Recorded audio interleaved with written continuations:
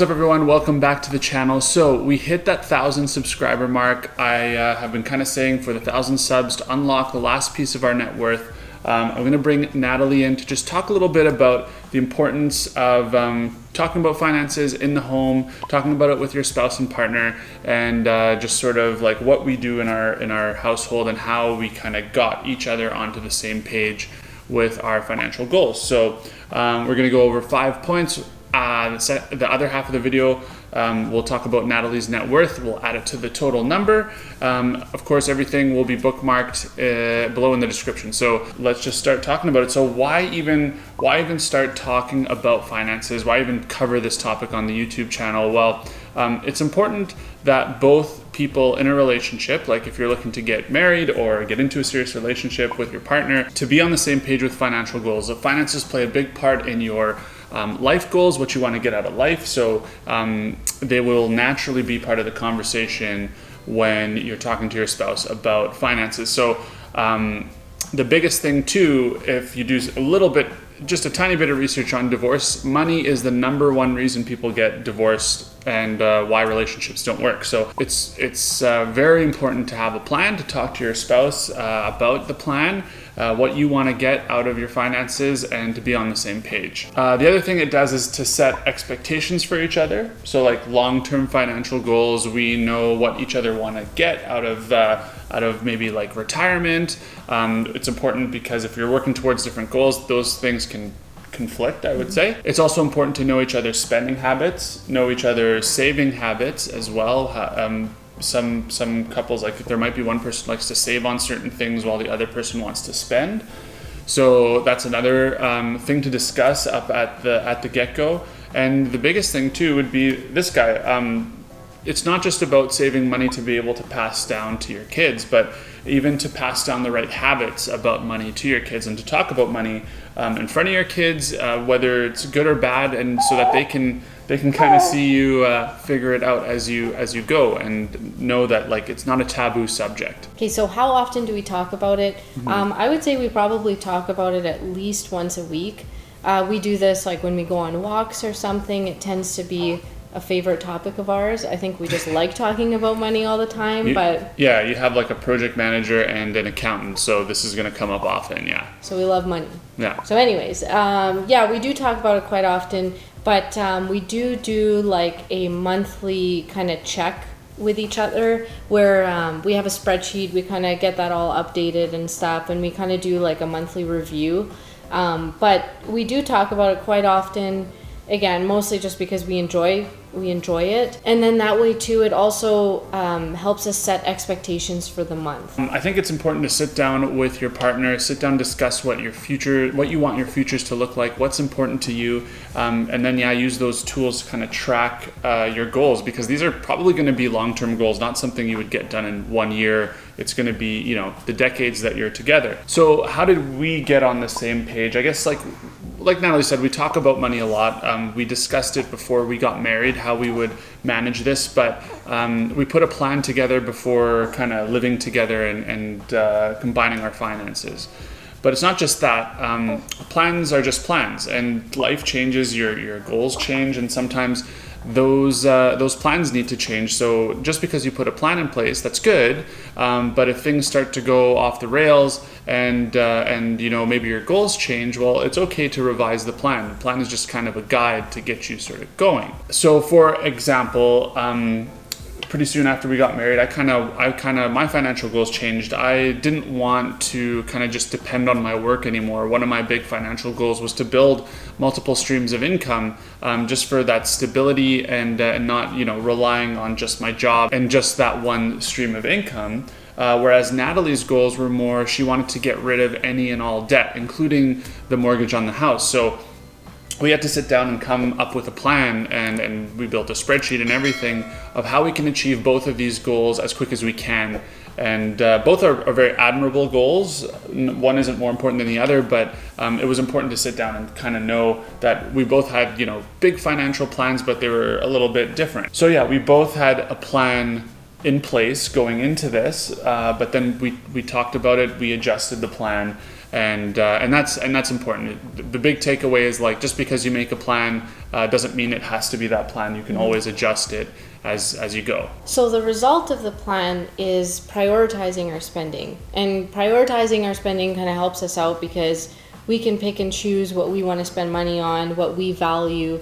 So for Sean and I, what we value is spending money on experiences and traveling and doing all of those things rather than on material objects. I mean, we do like some material objects, but they kind of lose their charm after a bit, and we tend to want to spend more on experiences rather than other things. I think yeah, we do find that like going on a vacation to somewhere cool, the memories of that thing last with us a lot longer versus like buying a new car or even a new used car. It's cool for like a little bit or like a year, but then it eventually becomes just like any other car we've driven. So just an example, we find like the experiences last with us a bit longer. But we still do like nice things. So. Yes. There's always some nice things to spend money on. Yeah. And then I guess the last question would be, well, how do we track it? Well, we have multiple tools that we use. I've talked a lot about Mint on this channel. We've combined all of our accounts under Mint so that we have kind of one picture of what our net worth is and what our investments are doing.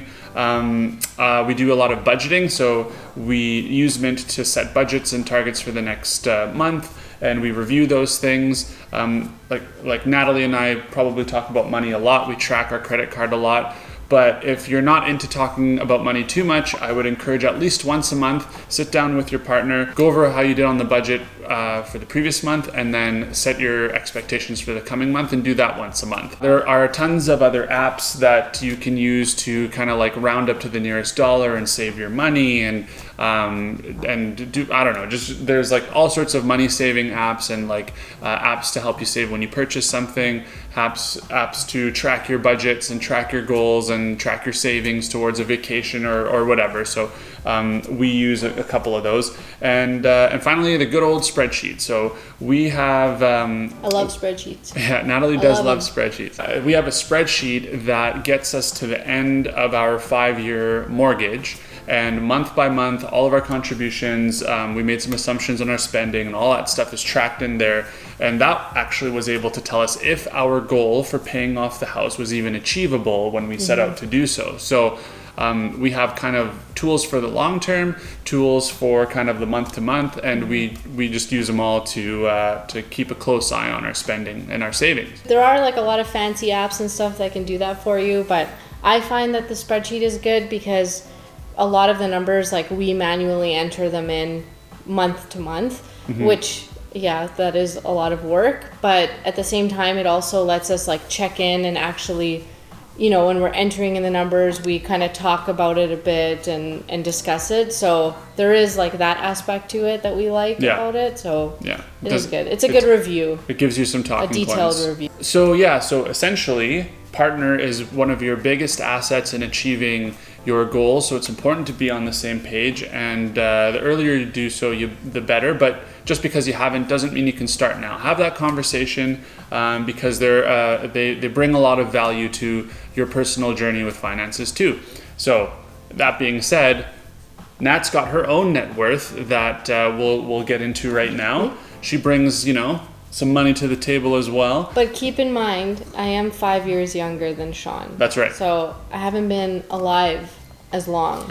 So. But that said, during our walks and our discussions, a lot of the stuff that I learn, I start telling Natalie about, and she asks questions, and we kind of, I got you into kind of investing a little bit and spend and that kind of stuff.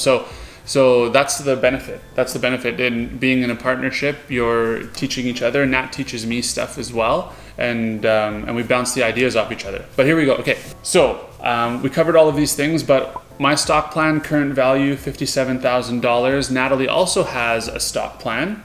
Mine is $26,000.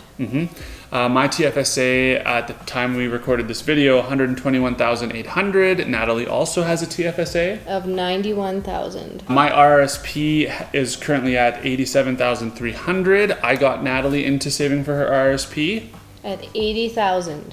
Yeah. which you did actually quite well with that one. Yeah. Natalie doesn't have a lira. That's just me because that was a result of me switching companies. That's at 55.5. My margin account's at 29.5. We talked about the house in the last video, which is the valuation 517 minus the mortgage that's still on it. So total of everything, I'm at 351,000. Natalie's at 197.8 plus the house. Our total net worth, this is it for the 1,000 subscriber mark, $975,700. So we'll see if the investments continue to do well. We might hit that $1 million mark pretty quick here. So yeah, and you know, we're not doing anything different or crazy. We're working regular jobs and just keeping an eye on our money, growing it, and only spending on the things we really value. And that's basically it. And just wanted to show you guys can make it with some time. You guys can make the same thing happen for yourself. You don't need to be a rocket scientist to figure this out. I mean, if I'm able to figure it out, you can too. Let's end the video before this guy wakes up.